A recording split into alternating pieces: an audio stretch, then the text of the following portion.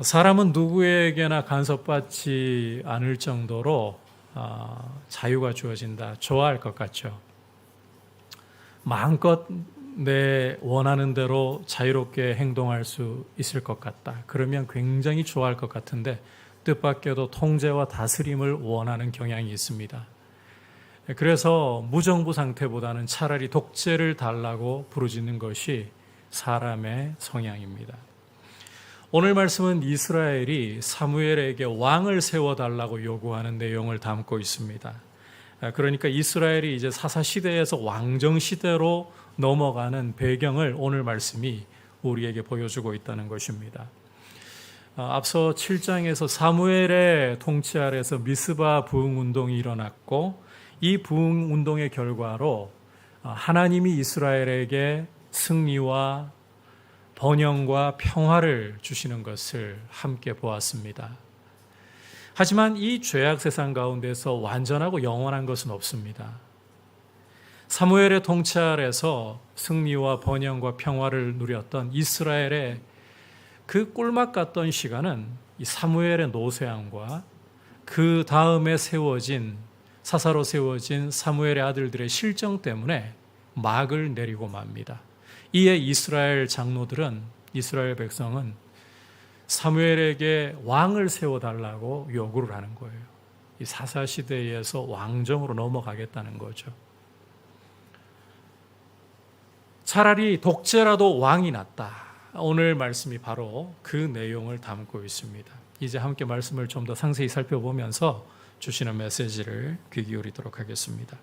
자, 먼저 1절부터 3절까지 함께 한 목소리로 보도록 하겠습니다. 시작. 사무엘이 늙음에 그의 아들들을 이스라엘 사사로 삼으니 장자의 이름은 요엘이요 차자의 이름은 아비아라. 그들이 브엘세바에서 사사가 되니라. 그의 아들들이 자기 아버지의 행위를 따르지 아니하고 이익을 따라 뇌물을 받고 판결을 굽게 하니라. 자, 함께 읽은 말씀은 사무엘이 미스바 부흥운동을 주도하던 때로부터 제법 시간이 흘러서 노년이 되었을 때의 일을 묘사하고 있습니다. 사무엘은 노년에 자신을 이어서 자신의 아들들을 이스라엘의 사사로 세웠습니다. 그 장자의 이름은 요엘, 여호와는 하나님이시다. 그리고 차자의 이름은 아비야, 내 아버지는 여호와이시다. 이렇게 이름을 불렀는데 이 이름을 여러분께서 딱 들어보시면 믿음의 고매한 인격을 가지고 있는 사람답게 아들들도 하나님을 경외하면서 하나님을 인정하면서 잘 살아가도록 그렇게 이름을 붙였구나 알 수가 있습니다. 자, 그런데 사무엘의 이런 믿음의 기대를 담은 아들들의 이름과는 달리 아들들의 행실은 엉망이었습니다. 이스라엘 역사 가운데 가장 고매한 믿음의 인격을 가졌다고 해도 과언이 아닐 이 아버지의 길과는 완전히 딴판인 길로 걸어가는 것이 사무엘 아들들의 모습이었다는 거예요. 함께 읽었던 말씀에서 보는 것처럼 이익을 따라서 뇌물을 받고 판결을 굽게 해버리는 이게 바로 사무엘 아들들의 사사가 된 사무엘 아들들의 모습이었다는 것입니다.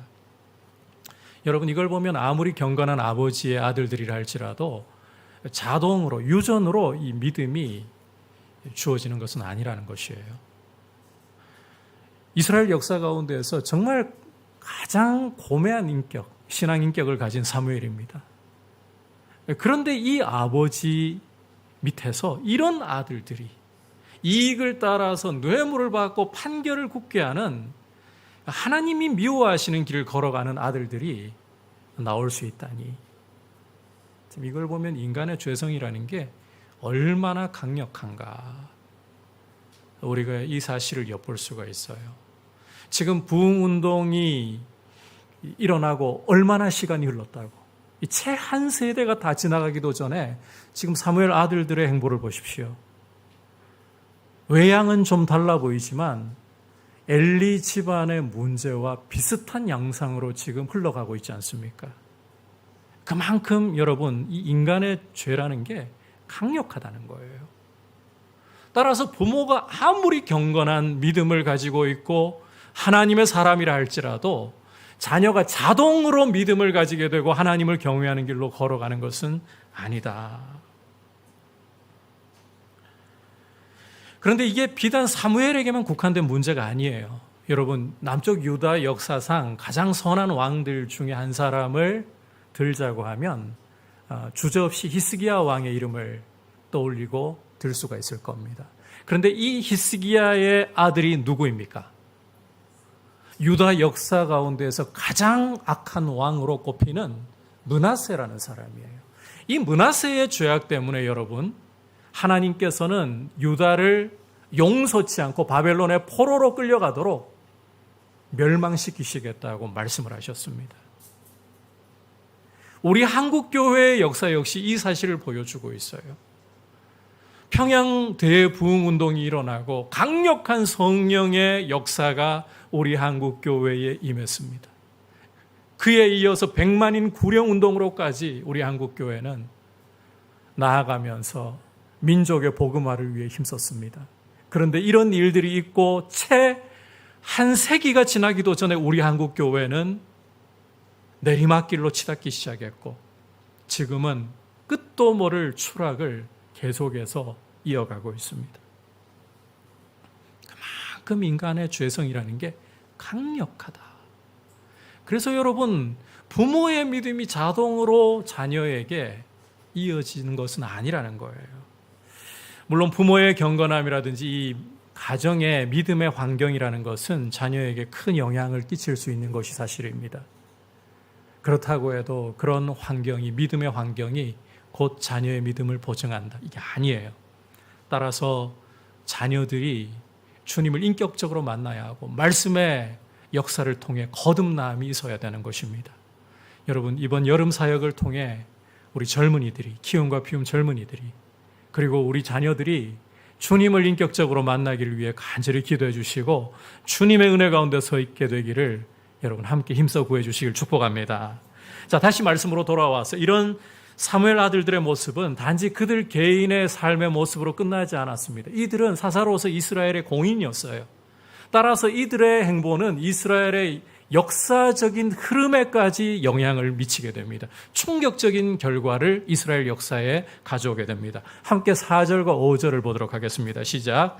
이스라엘 모든 장로가 모여 라마에 있는 사무엘에게 나아가서 그에게 이르되 보소서 당신은 늙고 당신의 아들들은 당신의 행위를 따르지 아니하니 모든 나라와 같이 우리에게 왕을 세워 우리를 다스리게 하소서 한지라. 자, 함께 읽은 말씀은 이스라엘 장로들이 사무엘에게 가서 왕을 세워달라고 요구하는 모습을 묘사하고 있습니다.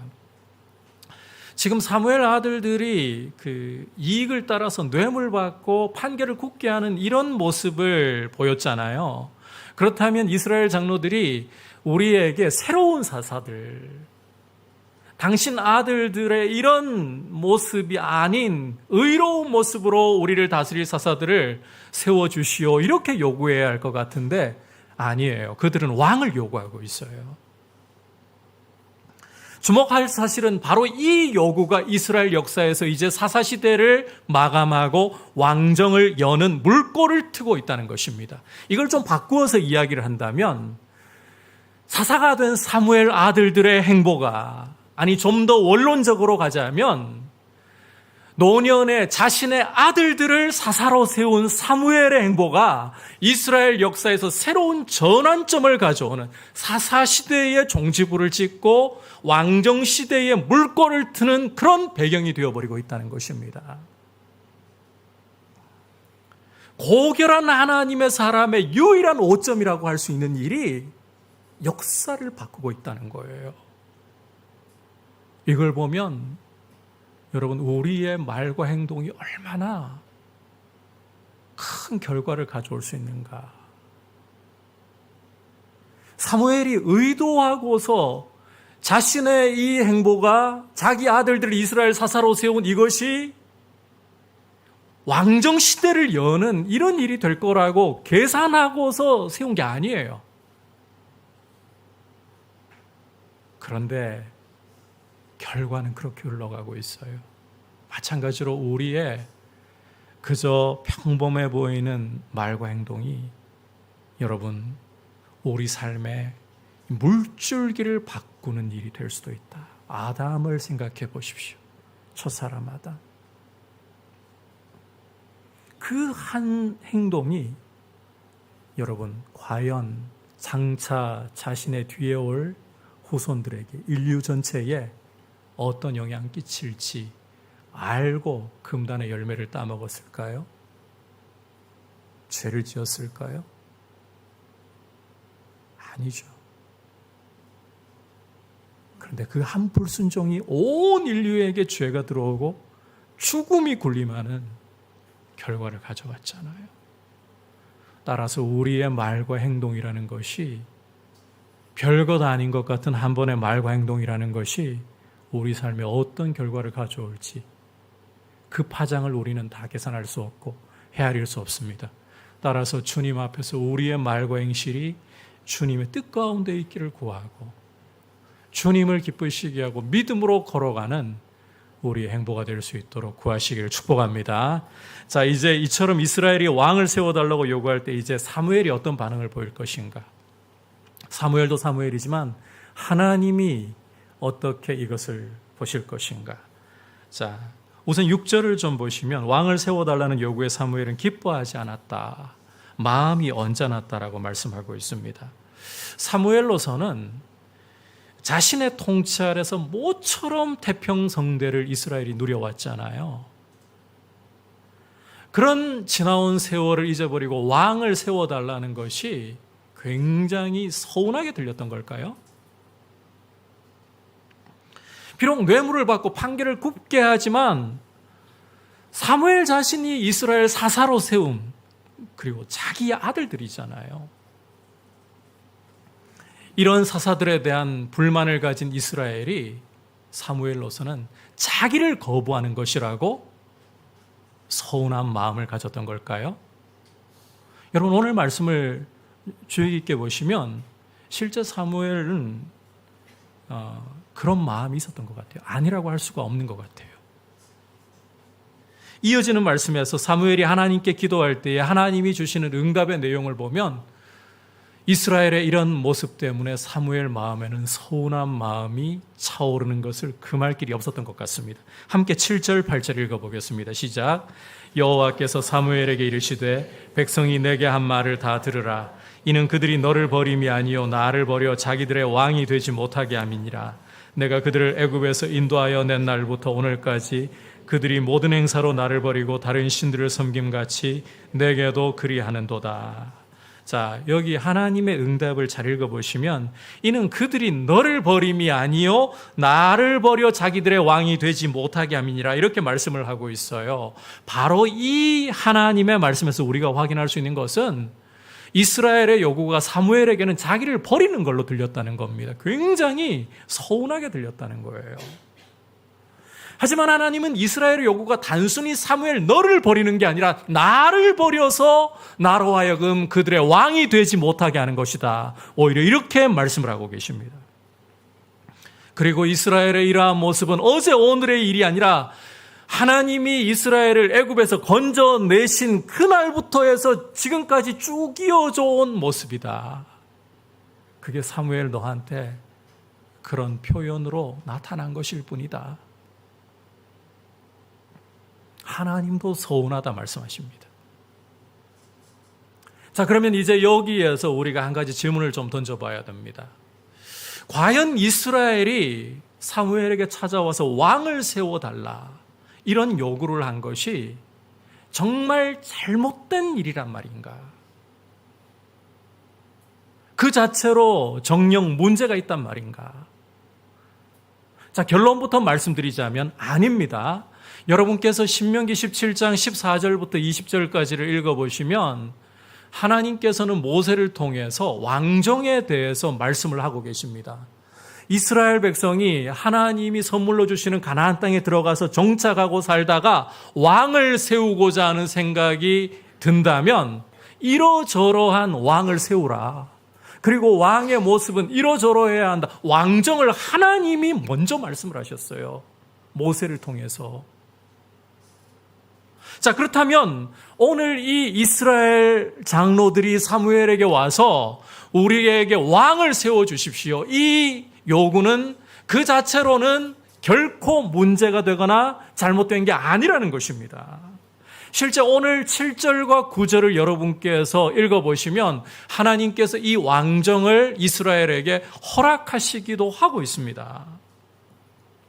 그런데 참 오늘 말씀을 보면서 이해가 안 되는 것 중에 하나는요, 이스라엘의 요구를 언짢게 여기는 이 사무엘은 차치하고라도 하나님께서도 이 요구를 들으시고 그들이 나를 버리려고 하는 것이다, 나를 버려 왕이 되지 못하게 하려고 하는 것이다, 굉장히 서운한 마음을 드러내고 계신다는 거예요.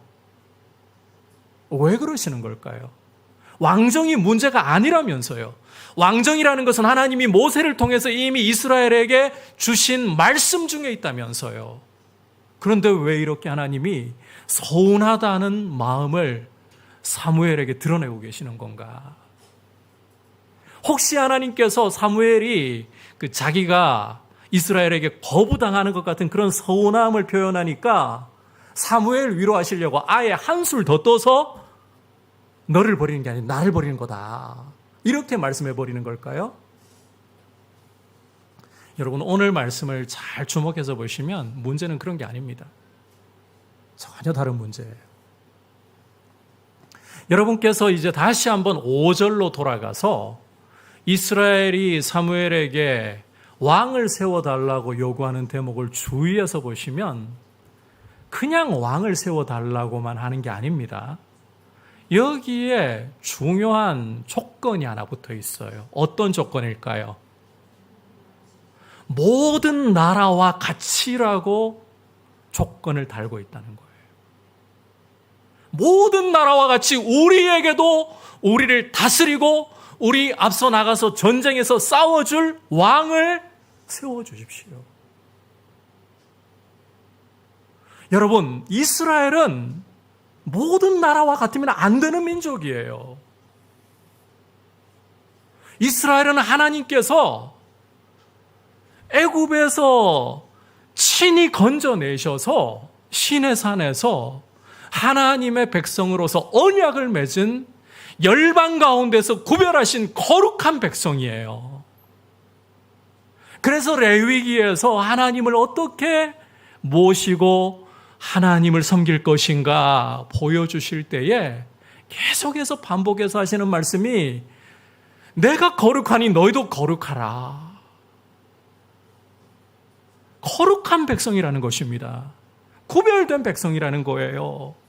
그런데 이런 이스라엘이 모든 나라와 같이 우리에게도 왕을 세워주소서, 열방의 길을 따르겠다. 하나님이 이게 서운하시다는 거예요. 이 모습이 하나님을 거부하고 하나님을 왕이 되지 못하게 하는 모습이라는 것입니다. 왕정이 문제가 아니라는 거예요.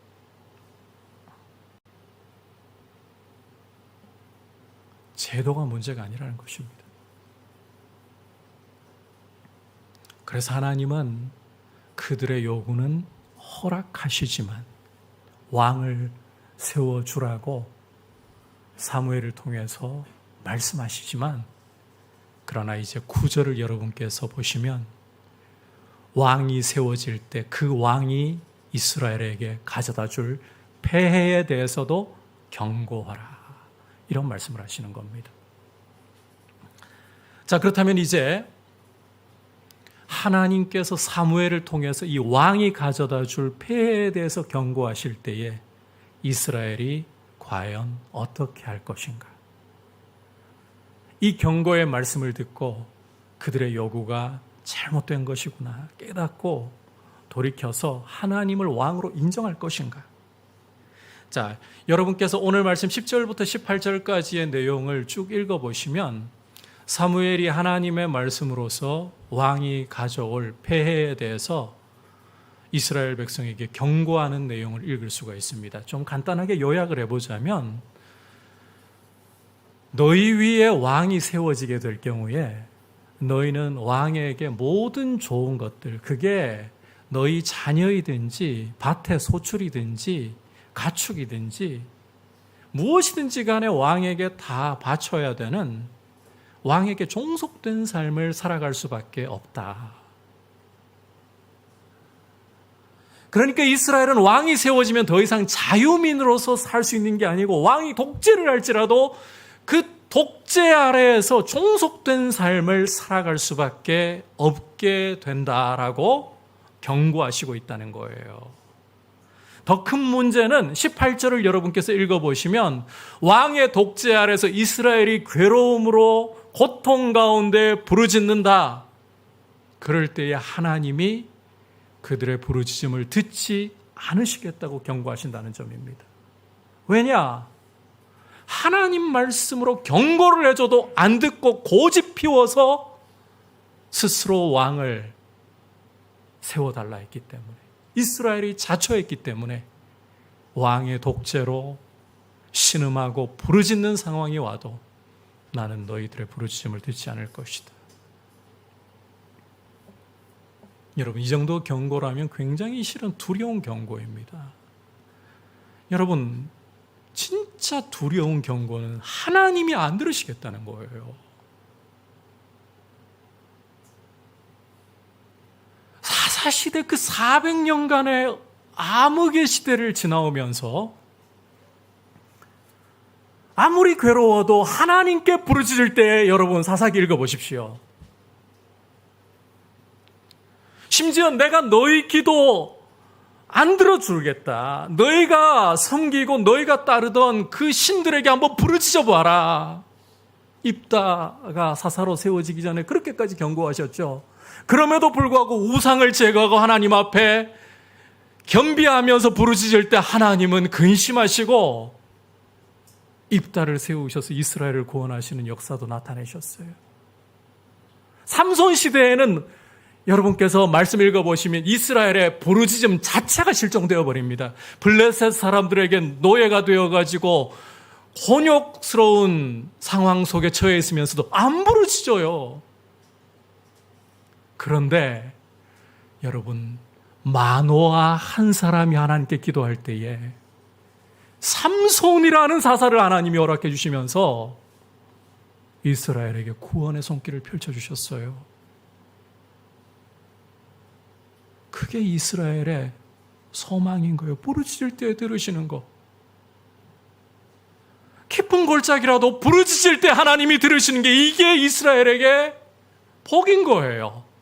그런데 여러분, 왕을 세워달라. 좋다, 세워주겠다. 그런데 그 왕이 너희를 짓밟고 독재로 억압할 때에 내게 부르짖으면 내가 듣지 않겠다. 이게 고통입니다. 이게 재앙인 거예요, 실은. 이런 말씀을 듣고 이제 이스라엘이 어떻게 반응할 것인가? 돌이킬 것인가? 아닙니다. 19절과 20절 함께 읽어보겠습니다. 시작. 백성이 사무엘의 말 듣기를 거절하여 이르되 아니로소이다. 우리도 우리 왕이 있어야 하리니 우리도 다른 나라들 같이 되어 우리 왕이 우리를 다스리며 우리 앞에 나가서 우리의 싸움을 싸워야 할 것이니이다. 자, 이스라엘이 어떻게 대답을 하고 있습니까? 거듭 강조하는 게, 다른 나라들과 같이 우리 위에 왕이 있어서 우리를 다스리고 싸움을 우리 앞장서서 싸워주고, 우리가 원하는 건 이거야. 여러분, 기승전 왕이에요. 다른 나라들과 같이 우리 위에 왕을 세워달라. 하나님이 왕이신 게 중요하지 않다는 거예요.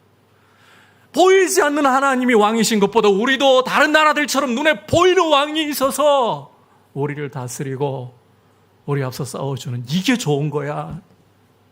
그러니 우리 설득하려고도 하지 말고 우리의 뜻을 바꾸려고도 하지 마시오. 시험하지 마시오. 오히려 사무엘에게 이렇게 요구하고 있는 겁니다.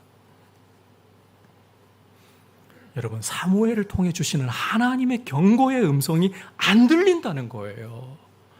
이들의 마음은 이미 그 다른 나라의 왕정에 홀딱 반하고 빠져버려가지고 하나님 말씀이 들어올 구석이 없다는 거예요. 눈이 가려져 버렸다는 것입니다. 이게 참 무서운 일입니다. 하나님 말씀이 안 들려요. 하나님 뜻이 보이지 않아요. 이게 무서운 거예요. 이스라엘이 이런 모습으로 가니까 하나님이 허락해 주라. 왕을 세워주라. 축복 아닙니다. 절대 축복이 아니에요. 여러분, 오늘 이스라엘의 문제는 제도의 문제가 아니라 태도의 문제예요. 다시 한번 강조합니다. 이스라엘의 문제는 제도의 문제가 아니라 태도의 문제인 거예요. 거룩한 백성 삼아주셨으면 거룩한 길로 걸어가야 하는데, 하나님의 말씀이 들리고 말씀에 순종하는 길로 걸어가야 하는데 하나님의 말씀이 안 들려요. 하나님의 말씀을 들을 생각을 하지 않는 거예요. 왕정이라는 다른 나라의 왕정이라는 그 유혹에 빠져가지고 마음이 다 가려져 버린 것. 그런데 여러분, 이게 비단 이스라엘만의 문제일까요? 이것은 오늘 우리에게도 동일하게 문제가 되고 있지는 않습니까? 우리는 세상 가운데서 하나님의 작정하심을 따라서, 창세전에 하나님의 선택하심을 따라서 예수 그리스도의 피로 죄사함 받고 하나님의 자녀로 부르심을 받아 영광스러운 구원을 얻었습니다. 거룩한 백성이 되었습니다. 이런 우리에게, 하나님 자녀들에게 요구되는 것은 레위기에서도 말씀하셨던 것처럼, 산상설교에서 우리 주님이 말씀하셨던 것처럼, 하늘 아버지께서 거룩하신 것처럼 너희도 거룩하라. 거룩함이에요. 세상과 구별됨이에요. 너희는 세상의 빛이라. 너희는 세상의 소금이라. 거룩해야 돼요. 세상의 길을, 세상의 풍조를 따라가서는 안 된다는 것입니다. 이걸 좀 바꿔 말하자면 예수 그리스도께서 우리의 왕이셔야 한다는 거예요. 여러분, 나의 왕이 누구이십니까? 나의 마음을 사로잡고 내 마음을 빼앗아간 것이 무엇입니까? 내 마음을 빼앗아간 것이 있다면 하나님 말씀이 안 들려요. 그 대상이 그게 없으면 내 인생이 비참해질 것 같아요. 내 인생이 참 남들 보기에 초라한 것처럼 보여요.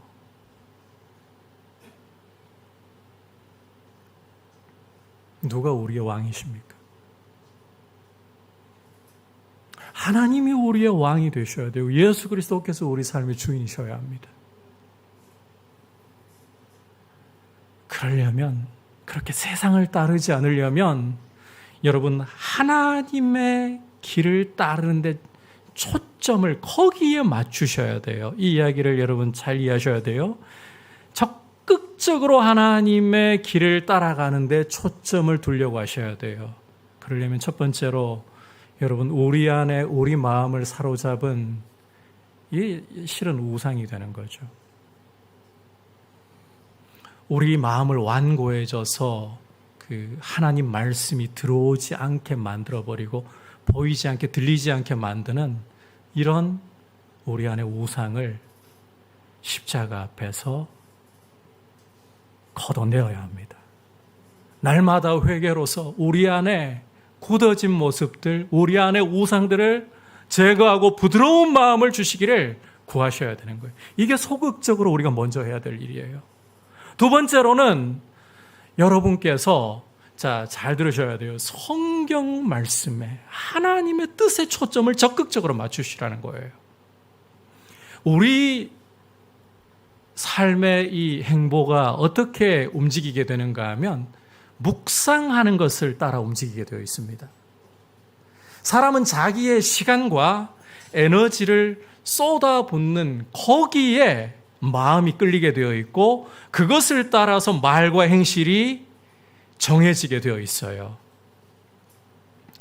우리 그리스도인들이 참 자주 하는 실수 중에 하나를 여러분들께 좀 짚어드리고 싶은데, 여러분, 이 회개라는 것이 하나님이 우리를 죄에서 풀어주시기 위해 주시는 은혜의 통로이죠. 그 회개가 하나님이 우리 막 괴롭히시려고 우리 인상이 찌푸려지고 늘 그늘이 지게 하려고 회개하라 말씀하시는 걸까요? 어떻게 하면 짐을 좀 더 얹어줄까? 그래서 회개하라고 하시는 걸까요? 아니에요. 우리에게서 이 죄짐을 걷어내어 주시고 우리로 하여금 하나님을 더 잘 섬기도록 하시기 위해서 회개라는 것을 우리에게 은혜의 문으로서 열어주시는 거예요, 실은. 그런데 우리가 이 회개를 하면서 마귀에게 종종 속아 넘어가서 이 회개가 우리를 죄로부터 자유케 하는 통로가 되는 것이 아니라 죄에 더 빠져들게 하도록 마귀가 이걸 변형시키고 왜곡시키는 경우들을 종종 경험하곤 한다는 거예요. 무슨 이야기인지 잘 이해가 안 되실 수도 있을 것 같아요. 예를 한번 들어볼게요. 나는 절대로 세상의 길에 빠져서는 안 되는 사람이야. 그런데 오늘도 또 실패했어. 여기까지는 괜찮아요. 주님, 제가 실패했습니다. 저를 용서해 주세요. 주님의 보혈로 씻어주세요. 여기까지 괜찮아요. 그런데 이 후련한 마음이 안 들어요. 내 죄가 씻긴 것 같은 느낌이 안 들어요. 그러면 우리 마음은 또다시 하나님이 나를 용서하지 않으셨나? 마귀가 우리를 그렇게 부추깁니다. 우리의 감정을 이용해서. 또다시 하나님, 저 잘못했다니까요. 이러면 안 되는 줄 아는데 또 이렇게 세상을 따라갔어요.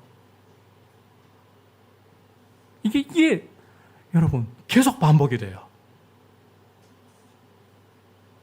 이 굴레를 벗어나지 못하는 거예요. 세상에 빠져들어서는 안 되는데, 우상을 따라가서는 안 되는데 계속 이 고민을 하면서 자꾸 넘어지는 거예요. 여러분, 이게 우리의 경험이 될 때가 많지 않습니까? 이게 자칫 우리를 거룩하게 만드는 것이라고 때로는 속아 넘어갈 때가 있어요. 근데 여러분, 회개가 계속해서 우리의 잘못에 집중하고 우리의 잘못을 하나님께 반복적으로 말씀드리는 것이 본질일까요? 이게 아닙니다. 회개는 예수 그리스도의 보혈의 그 공로가 얼마나 크고 그 사유하신 은혜가 얼마나 큰가, 이것이 핵심이에요. 죄를 토로하고 죄를 버리는 게 참 중요한 일입니다. 그런데 이 회개의 그리스도의 보혈의 공로, 사유하시는 그 은혜의 크심에 우리의 시선이 안 맞춰진다면 회개는 자칫 마귀에게 이 감정을 통해서 이용당해서 우리를 다람쥐 쳇바퀴 돌리듯이 이 죄악의 굴레 속에서 계속 묵상하게 만들어요. 여러분, 우리 마음이라는 것은, 사람의 행실이라는 것은요, 계속해서 시간을 투자하고 에너지를 투자한 대로 끌려가게 되어 있습니다. 주님의 그 십자가의 능력과 보혈의 공로를 의지하고서 주님 앞에 마음을 찢고 죄를 고백하십시오. 그리고는 여러분, 주님의 보혈이 나를 깨끗하게 씻었음을 선포하고 어디에 집중을 하셔야 되느냐? 이제는 말씀에 집중하시라는 거예요. 하나님의 뜻에 집중하시라는 거예요. 여러분, 세상을 따라가서는 안 되는데 계속 이 고민을 하잖아요. 안 되는데. 그러면서 뭘 지금 묵상하고 있습니까? 어느 쪽입니까? 말씀입니까? 세상입니까? 세상이고 여러분의 약함을 묵상하고 있는 거예요. 그러면 자연스럽게 시간과 에너지가 거기에 쏠릴 수밖에 없고 여러분이 거기에 굴레에 갇혀서 빠져나오지 못하는 거예요.